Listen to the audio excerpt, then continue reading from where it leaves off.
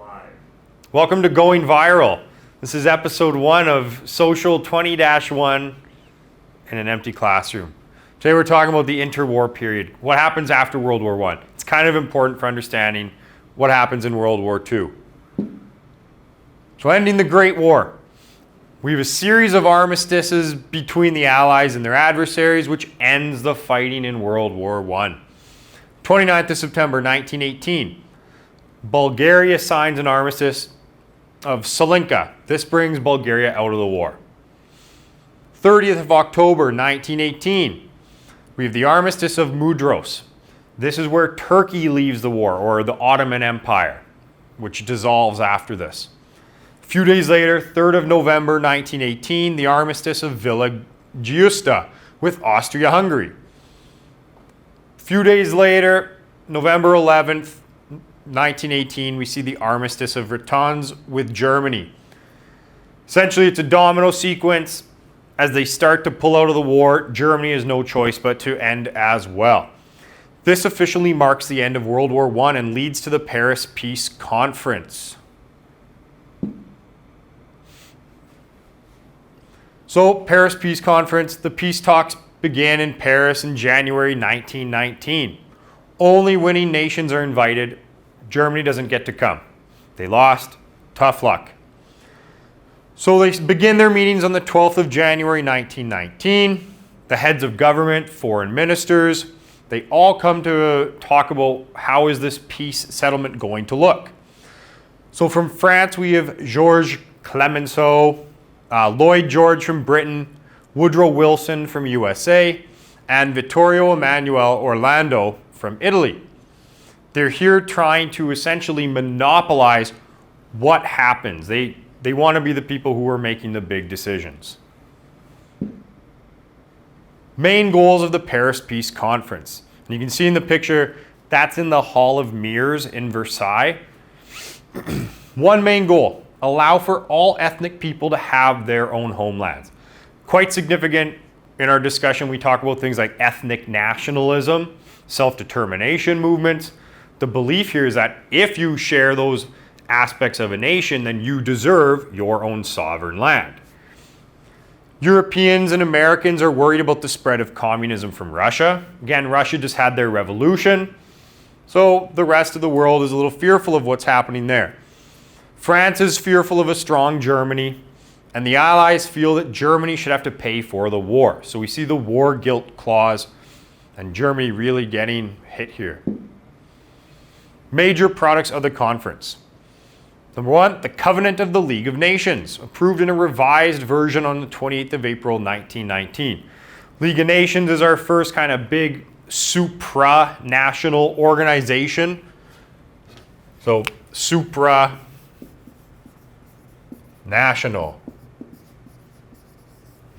This is the type of organization that when you join it, you have to abide by the decisions of it to work, which in the sense reduces some of your sovereignty. Number 2, the Treaty of Versailles, signed on the 28th of June, 1919. Number 3, Treaty of Saint-Germain. Number 4, the Treaty of Neuilly. So the Treaty of Versailles, signed in the Hall of Mirrors. This was exactly 5 years to the day of Franz Ferdinand's assassination. Germany again did not get to come in and participate, so their fate was decided for them by everybody else. There's 15 parts, 440 articles to the treaty. Obviously, you do not need to memorize all of these things, but there's a few parts that are extremely important for bringing us into that lead up to World War II. Part 1, the creation of the League of Nations. Now, Germany wasn't allowed to join until 1926, so it was limited membership. Part 2, Germany is given new boundaries. So they lose some of their territory. Some of it's given to Belgium. Alsace-Lorraine, which they won in the Franco-Prussian War, is given back to France. You also have substantial districts in Poland, or being given to Poland. Memel is given to Lithuania, and then other portions given to Denmark. So Germany, in that build up to World War I, really expanded their empire. The Treaty of Versailles shrinks Germany down. Part 3 then stipulates a demilitarized zone and separates the Saar region from Germany for 15 years. So they're really not supposed to be building up their military. Part 4, Germany's colonies are taken. So not only is their European land shrunk down, if you think back to the scramble for Africa, Germany was the third largest empire. They lose all of that. Part 5, the German military is restricted. So that huge buildup of militaries leading to World War I, well, Germany is now told you cannot have an army of more than 100,000 people. The numbers in World War I are huge. People had millions of soldiers. So you can imagine Germany's not going to be very happy when they're standing around other countries with big militaries. Part 8, Article 231. This is that war guilt clause. Germany's forced to accept the entire responsibility for the war. Up to you to decide if that's fair or not. As a consequence of this, though, Germany is liable for reparation payments. A reparation is essentially something you pay to somebody that was wronged in the past.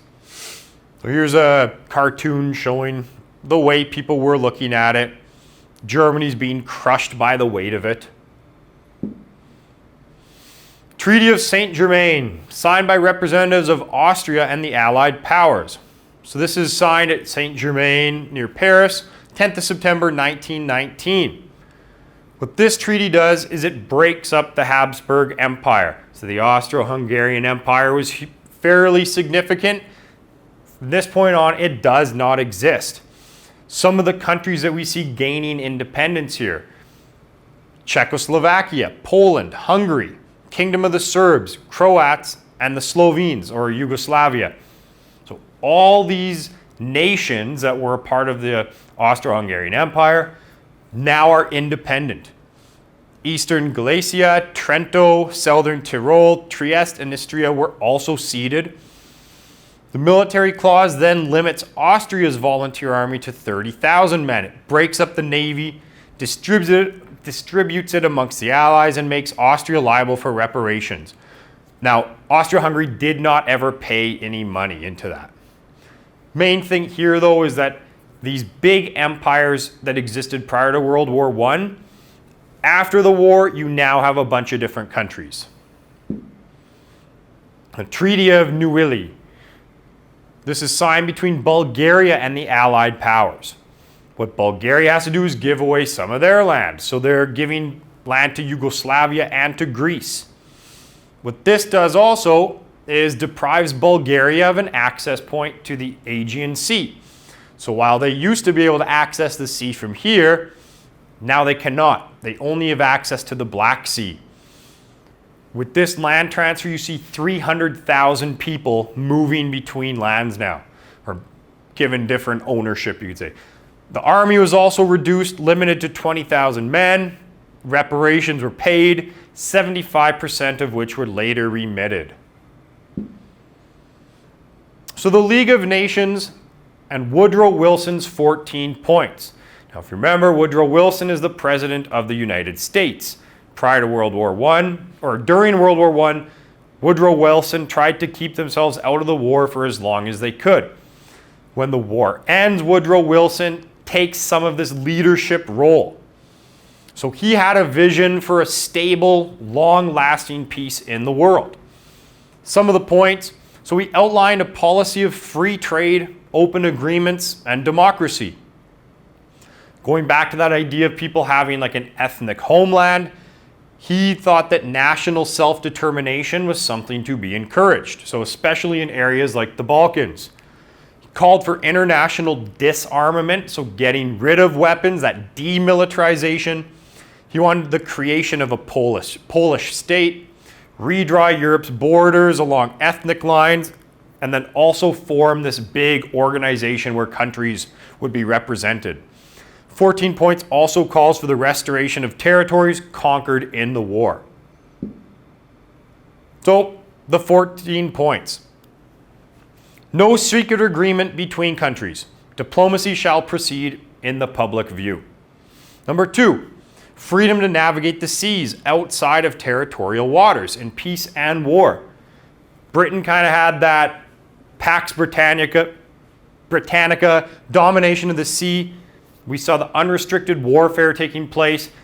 After World War I, it was decided that seas should be safe. Removal of all economic barriers and establishment of equality of trade. Military disarmament to the lowest point that you can still guarantee your domestic safety. Colonial claims or regions should be fair and involve the populations involved. So whatever's going on in a colony, actually have some discussion with the people who are there. Evacuation of Russian territory and sovereignty over deciding their future. During the Russian Civil War, which lasted for a few years, there was a lot of involvement from the Allied powers. So they wanted to let Russia make up their own fate. Evacuation and restoration of Belgium without a limit to their sovereignty. Restoration and freeing of French territory, including restoring Alsace-Lorraine to France. Readjusting Italy's frontier along clearly recognizable lines of nationality. An autonomous development of the nations and peoples of Austria-Hungary. Last few. Evacuation of Romania, Serbia, and Montenegro. Occupied territories restored.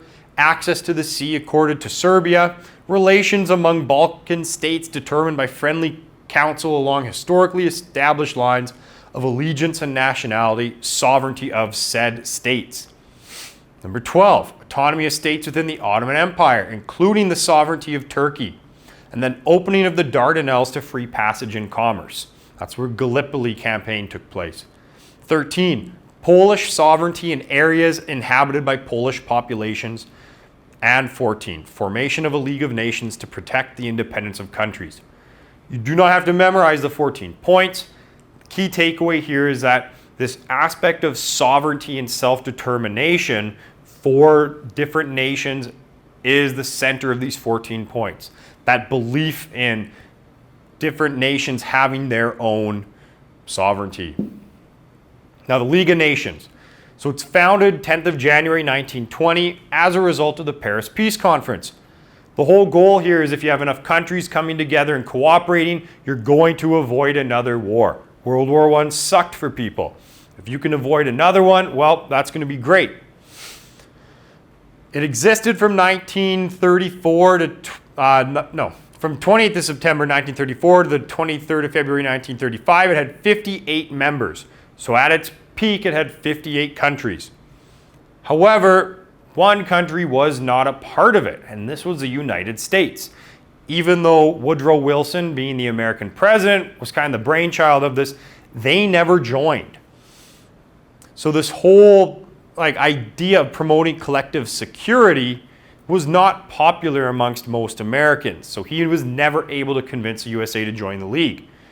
This is seen as a major drawback to the League of Nations, holding back the success of it.